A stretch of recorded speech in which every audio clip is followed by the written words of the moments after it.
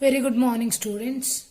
Last class we have discussed about polybasic acids, polyacidic bases, and also some of the important numericals based on the pH, pOH, pKa, pKb concepts. Isn't it? Even alpha, degree of ionization or extent of ionization. Based on that, we have discussed some important numericals. And now in today's video, let us discuss about factors affecting strength of the acid. Acid strength is mainly depends on two factors. One is bond strength and another is bond polarity. Bond strength is mainly discussed based on the size of the atom. Similarly, bond polarity is mainly depends on the electronegativity of the atom which is involved in the bonding. That is very important. So, what we can generally discuss? See, extent of dissociation of an acid depends on the bond strength as well as polarity of the HA bond. We have considered generally HA as a acid. So, acid bond, whatever the bond involved in a acid. One will be the hydrogen, another will be the another element. So, first let us consider bond strength. When strength of HA bond decreases, that is, energy required to break the bond decreases, HA becomes a stronger acid. That is on what basis? That is mainly based on the size factor. If size of the atom decreases, ultimately bond strength will increases. Right? Suppose the size of the element goes on increases, ultimately the bond length goes on increases. As bond length goes on increases, ultimately bond strength decreases or energy required to break that bond will be less. Hence we used to consider that particular substance can easily produces H plus ion. Easier will be the production of H plus ion.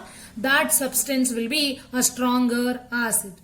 Another will be bond polarity. So before going to bond polarity, I will consider an example for bond strength with which how acid strength can be decided. See, I will consider elements of group 17, that is fluorine, chlorine, bromine and iodine. In 17th group, we will move down. According to movement with the down, size of the atom goes on increases. As the size of an atom goes on increases, bond length goes on increases. As bond length goes on increases, bond strength decreases. Therefore, acidity will also goes on increases or acid strength goes on increases. So, based on that, if you consider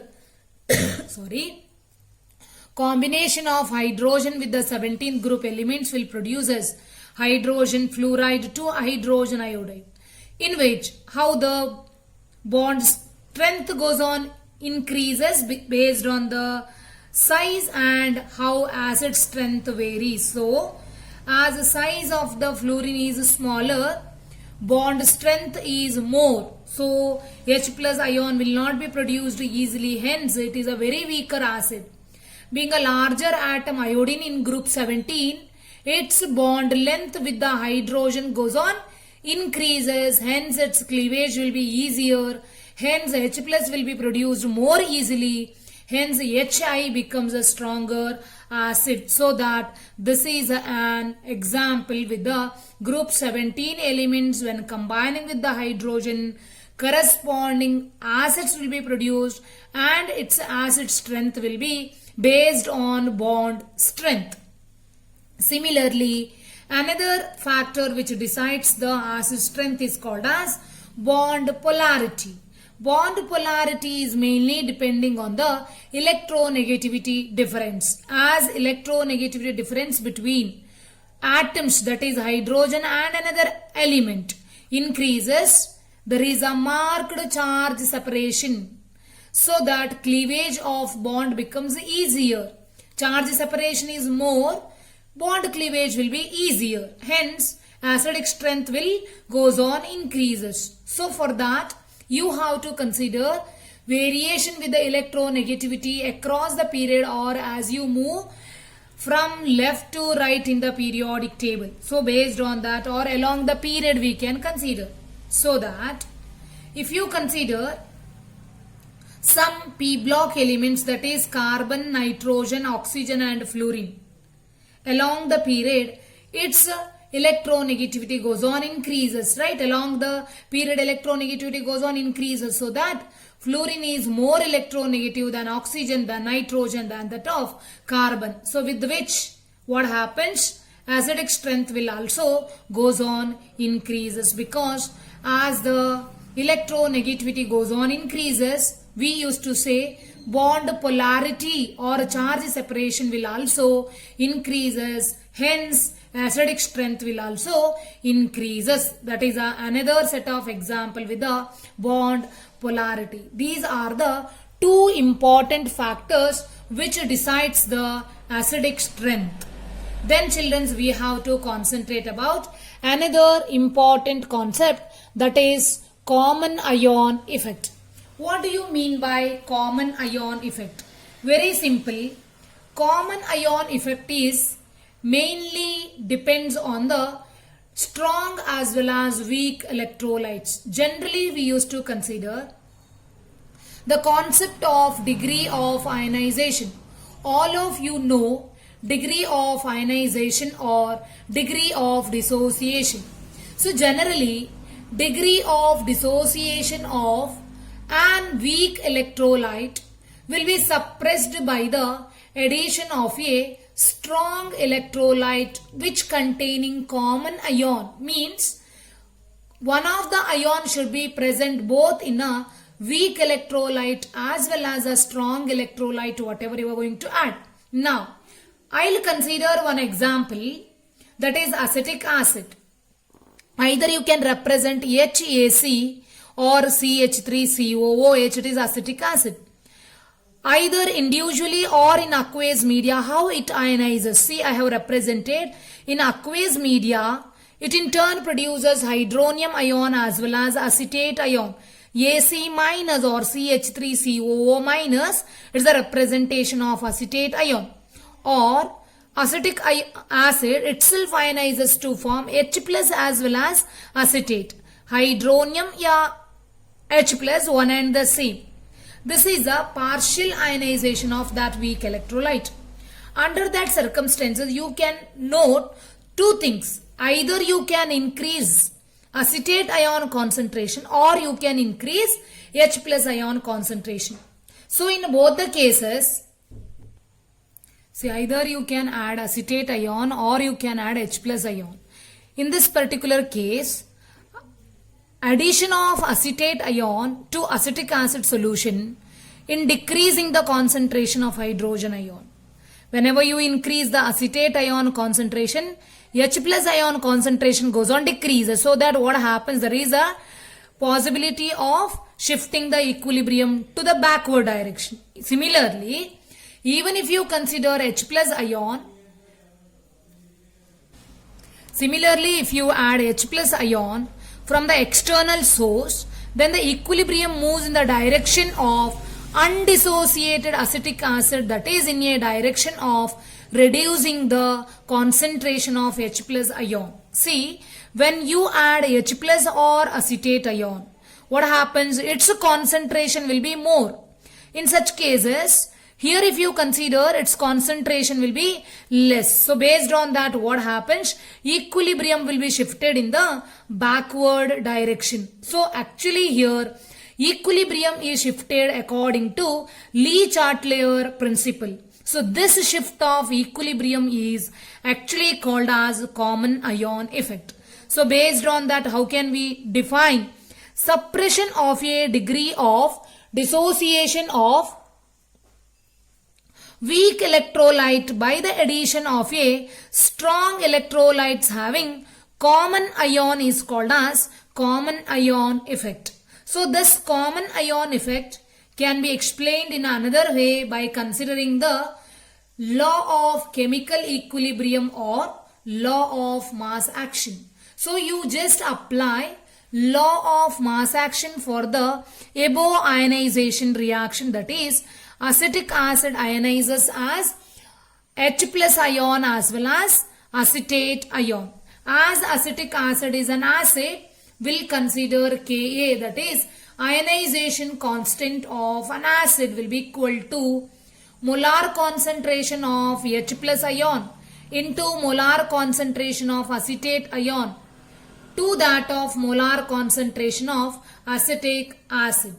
So in this particular case, if you add small amount of a strong electrolyte, which should have to have common ion, either sodium acetate or HCl. Sodium acetate is having a acetate ion, that is CH3COO minus. HCl if you add as a strong electrolyte which contains H plus as a common ion. So when it is added to above solution, to maintain the Ka constant, that is ionization constant, either backward reaction is favorable or the forward reaction is favorable. That is depending. In which case ionization of acetic acid will be suppressed. What happens in that case? Acetic acid ionization will be suppressed. That itself is called as common ion effect. See, I can consider an example, that is what? Acetic acid. How it will ionizes? Which will ionizes partially, as in turn produces acetate ion as well as H plus ion. Now what you are going to add? Either sodium acetate, it's a strong electrolyte, will undergo complete ionization, will produce as what? Acetate ion as well as Na plus. So in this particular case, acetate ion is a common ion. But when you add this sodium acetate will suppresses degree of dissociation of this weak electrolyte acetic acid, so that the production of H plus ion concentration will decreases, because sodium acetate will dissociate in the greater extent, hence Na plus ion concentration will be more in the product side or in this reaction media. So degree of dissociation of acetic acid will be suppressed by sodium acetate by increasing the concentration of Na plus, which will decreases the concentration of H plus ion. Similarly, same acetic acid solution, you can also add what? Another strong electrolyte, that is HCl. When you add HCl, which will ionizes as H plus as well as Cl minus. See, I have represented this is a partial ionization and this is a complete ionization. Now, H plus ions are common ions, where acetate ion as well as chloride ion will, with respect to different electrolytes, will be different. Now, as HCl is a strong electrolyte, which will suppresses the degree of dissociation of acetic acid, by that acetate ion concentration will be decreased. So here chloride ion concentration will be increased. This is a one example. Similarly, children, you can also consider one more example, that is a strong weak electrolyte considering a base, ammonium hydroxide. How it ionizes partially you consider. In turn produces ammonium ion as well as hydroxide ion. In that particular case, you can apply law of mass action, so that product of molar concentrations of the products to that of molar concentration of the reactant. In that case also, same concept. Small amount of the strong electrolyte having the common ion, either you can have sodium hydroxide or you can have ammonium chloride. In such cases, in order to maintain the Kb constant, backward reaction is favorable or forward reaction will be favorable, so that ionization of ammonium hydroxide will be suppressed. See, I will consider dissociation of ammonium hydroxide. Its partial dissociation can be expressed as plus as well as OH minus. Here hydroxide and OH, hydroxide as well as ammonium ion concentration is present in the reaction media. Now suppose one of the electrolyte, that is a strong electrolyte, suppose if I add strong electrolyte sodium hydroxide, which will dissociate as here OH minus ion, common ion. Now as complete ionization of sodium hydroxide will increase the sodium ion, but ammonium ion concentration decreases. That is what called as suppression. Or another electrolyte possible you can add, that is ammonium chloride. That is also strong electrolyte. What will be ionized ions? NH4 plus as well as. So now here you can follow NH4 plus will be common chloride. Now what happens? It's a complete ionization decreases the hydroxide ion concentration. Either you can add sodium hydroxide or you can add ammonium chloride. Here degree of dissociation of ammonium hydroxide will be suppressed. That is what called as common ion effect. That is a brief idea about common ion effect by considering both the example for an weak electrolyte as an acid as well as weak electrolyte as a weak base. I hope you all understood clearly about the common ion effect. 1 marks question generally they'll ask what is a common ion effect, give example.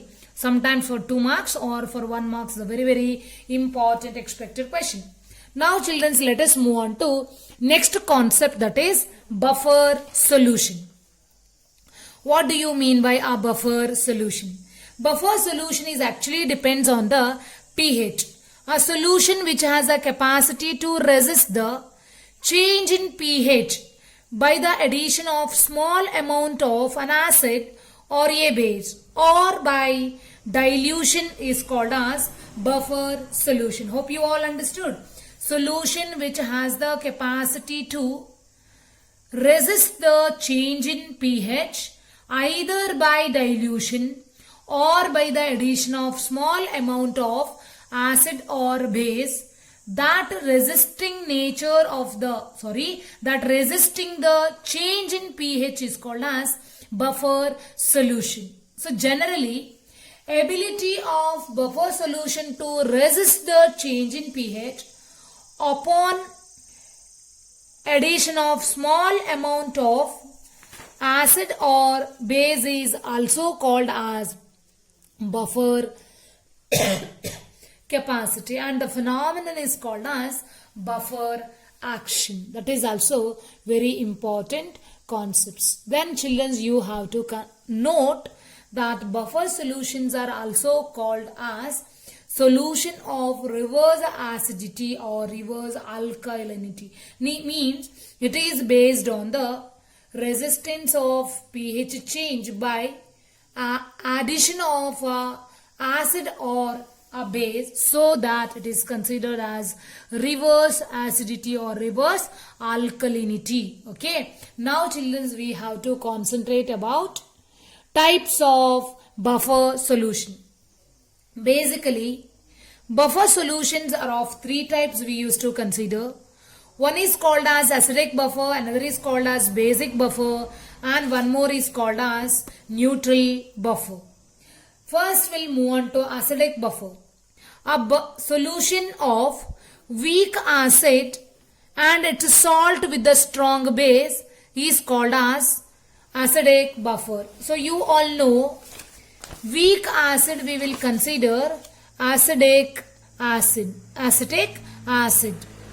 So again it's a salt with the strong base we used to consider sodium hydroxide. So now sodium hydroxide and acetic acid combines together to form sodium acetate. So acidic buffer is it is a solution of a weak acid, acetic acid, and it's a salt with a strong base, that is what called as sodium acetate.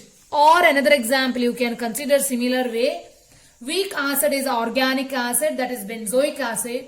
It's a salt with a strong base, sodium hydroxide. When you add it to benzoic acid, you will get sodium benzoate. Now solution of acetic acid and sodium benzoate is called as an acidic buffer. Similarly, you can move on to basic buffer. A solution of a weak base and its salt with strong acid. For that you can consider weak base is ammonium hydroxide. Its salt with the strong acid will be HCl. So you are going to get ammonium chloride. Now mixture of ammonium hydroxide and ammonium chloride solution is an example for basic buffer. Similarly, you can follow with the third type is neutral buffer. A solution of salt made up of weak acid and weak base. Weak acid you consider acetic acid. Similarly, weak base will be ammonium hydroxide. When acetic acid and ammonium hydroxide combine together to form a salt, its solution will be a neutral buffer. Here we took example ammonium acetate. That is about 3 types, and some basic points you can follow here. That is, control of pH is very important in many chemical and biochemical processes. You all know our body has some particular pH, right? Most of the reactions which are taking place in our body are considered as biochemical processes. So based on that we can conclude pH control in our body whenever the biochemical processes are taking place are very, very important. Example, you can consider pH of the urine, pH of the blood. We used to say acidic pH and basic pH health issues causes, right? In such cases, we used to consider a normal body or healthy person has a specific pH, and also buffer solution of known pH can be prepared from the knowledge of pKa of the acid or pKb of the base. That is by controlling the ratio of salt and acid or salt as well as base. By maintaining the ratios of salt and acid as well as salt and base in our body, generally a particular pH or a specific pH can be maintained. That is very important. Then children, we have to concentrate about next concept, that is calculation of pH of a buffer solution. Okay, mainly we have to move across 2 types of buffer solution, that is acidic buffer solution as well as basic buffer solution. So now let us first move on to pH calculation for a basic buffer. Let us first move on to acidic buffer. That can be proved by using an equation called as Henderson's equation. This is very important for competitive examination point of view. So in a solution, a weak acid, generally we used to represent Ha as a weak acid. Example, if you want, you can consider acetic acid. How it will undergo ionizers partially? Can represent Ha undergo partial ionizers as H plus as well as A minus. For this reaction, you apply law of mass action. So that for an acid, you know as usual Ka will be equal to Ha plus into A minus divided by Ha. Consider it as 1. Now, a little salt of the acid you can add. Consider little salt of the acid will be taken as Ba. When it is added, salt undergo ionization completely. Note, I have represented complete ionization of a salt B plus and A minus. Now, what happens? A minus is common, isn't it? So, due to that common ion effect, degree of dissociation of Ha, that is a weak acid, gets suppressed. Under that situation, we can assume concentration of Ha will be equal to acid and concentration of A minus can be taken as a salt because A is even present in a salt also. So substitute that consideration in equation 1 so that you will get Ka, Ha remains as such, A minus can be equated as salt, so salt, and Ha will be equated as approximately equated as acid, hence it will be acid. Rearrange, H plus will be equal to Ka into acid, denominator goes to the numerator, acid by salt. Now children, you apply log on both the side of this equation. Log H plus will be equal to log Ka plus log acid by salt. Applying log on both the side here, it will be log AB. Log AB will be equal to log A plus log B. That is why this is a substitution. Now for proving, multiply it by minus 1. So minus log H plus will be equal to minus log Ka plus of minus log acid by salt as it is. You know by definition, minus log H plus will be equal to pH is equal to minus log Ka will be equal to pKa. Now minus of plus becomes minus, but here I will rearrange, denominator goes to numerator and numerator goes to denominator, so that sign becomes a plus. Log salt by acid. So this equation pH will be equal to pKa plus log of salt concentration by acid concentration is the equation called Henderson's equation used to calculate the pH of a acidic buffer. So similarly children, you should follow the calculation of pH of a basic buffer. That is also by considering Henderson's equation. Very simple. Now you have to consider in a solution how weak base ionizes partially. You all know weak base is ammonium hydroxide, but we used to consider general representation BOH. Partial ionization, opposite arrow, B plus plus OH minus. Correct? Now for that equation you apply law of mass action or law of chemical equilibria. So for a base, ionization constant Kb will be equal to concentration of B plus into concentration of OH minus divided by concentration of BOH. Equation numbered as 1.